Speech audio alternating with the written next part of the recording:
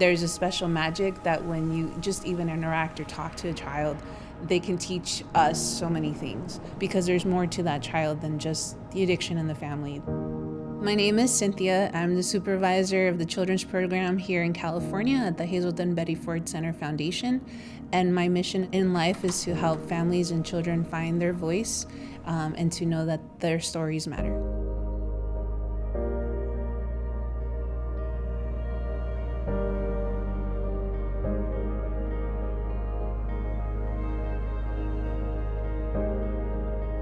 Adults are usually getting help. There's so many treatment centers out there for people to go get better, which is great, but there's not enough for children to be able to say, this is how it hurt me. If I'm able to just listen to them when they're a kid, their lives can be a little bit more hopeful and have a little bit more healing, that by the time they do grow up, they can say, okay, I went through this experience, but then somebody reached out and helped me. So it's not about wait till all these kids are using drugs and alcohol because they saw it at home. It's trying to stop it or avoid it earlier. Providers should talk about addiction to little kids as when a grown-up wants drugs and alcohol more and more and they can't stop. In our program, addiction is the bad guy, and we have a superhero.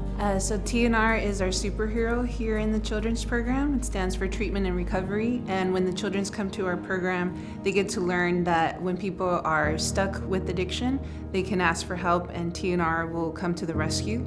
I get to help kids learn, things will get better if not for my loved one, but for me. That instills hope in them without me actually having to say, everything's gonna be okay. Our children's program is a 4-day program. On that first day, they're learning about addiction. So how do people get better from drugs and alcohol? The most important thing when working with children is literally to teach them the concept of the bag of rocks. So when I was a kid, I used to have a question. How do people get better from alcohol and drugs? We're gonna use this backpack to help us answer that question. So when it's your turn, I'm gonna ask that you grab this bag either by the handle, I'm gonna touch this board, and you're just gonna walk it back and place it gently on the floor. And be careful with your feet, okay? Let's go, let's do this. There's 3 categories of rocks in the bag. And kids learn that in order for a grown-up to get better from drugs and alcohol and make that backpack lighter, they need to let out and talk about their feelings, they need to let out and talk about their problems, and they need to let out and talk about the secrets that don't feel good to keep. No, he's pretty strong. You made that look pretty easy, but was that heavy or light? Heavy. Let's say that super important game. Your team is tied. Right before you're about to hit the ball, I appear and I put this bag on your back. Do you think this backpack would make you go slower or faster to first base? Slower. And if you lost the game because of this bag, how would you feel? Angry. And so for the kids to just be able to see that that's what mom and dad have been carrying around, but again, also without us telling them directly, things that they've been carrying around because they felt hurt, they felt lonely, they felt the shame, and they're able to let it out and realize that, oh, the more I talk about this, my own bag feels lighter. Guilty. Guilty, another feeling. What does it mean when someone feels guilty?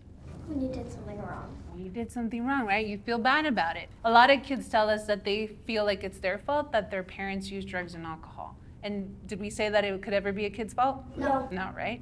So if a grown-up has this feeling and they're trying to get better from drugs and alcohol, should they keep it in or let it out and talk about it?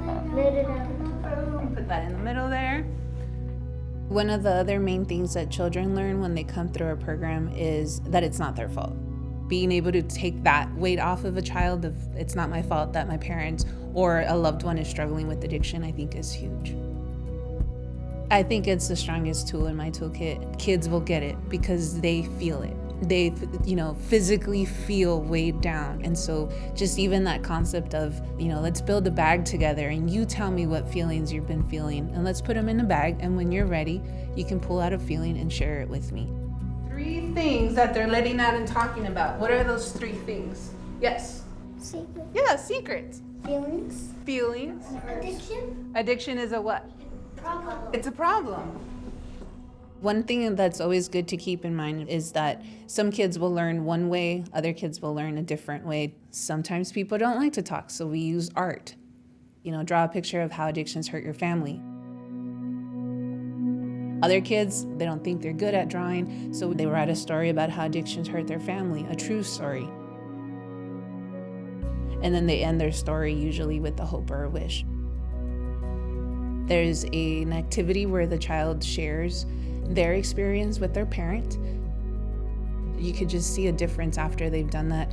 They seem lighter, they seem happier. And then as far as the families healing together, you usually see that on the last day. My son is Mark. He's 7 years old and Ellie's 9. They came here because I had a relapse. My dad was hooked in drug and alcohol, so we had to go to this recovery center for 180 days, and it's pretty sad because I only got to see him once a week. But now I could see him all the time. I'm so glad that my dad is not hooked by addiction anymore. We think because they're 7 or they're 5 or they're 6, they don't worry. They worry and they know dad's not right.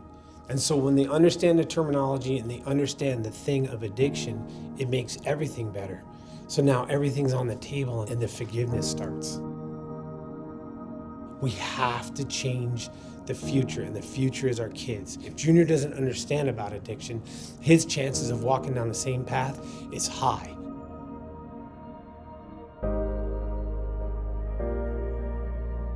One of the main things that we want kids to understand for self-care is to take care of their kid part, which is to have fun and play. All children need to play. When they're dealing with chaos at home, there is no time to play. And a lot of the times, that's what that child needed. I've seen kids that don't want to be here. Again, they either know exactly what they're here for or have no idea. And they start to realize like, oh, okay, this isn't that bad because we're playing. Even with all these problems that are happening in the family, that it is okay to take just a moment, 30 minutes to just have fun and play. And when they see grown-ups being able to do that, it encourages their own childhood to come out as well. 48, 49, 50! When I see kids that walk in and there's not that sparkle in their eye or not that magic that comes with childhood and it's lost at 7 years old, it's sad. It is hard work, it does get hard, but I have to have the hope that that little spark can be reignited.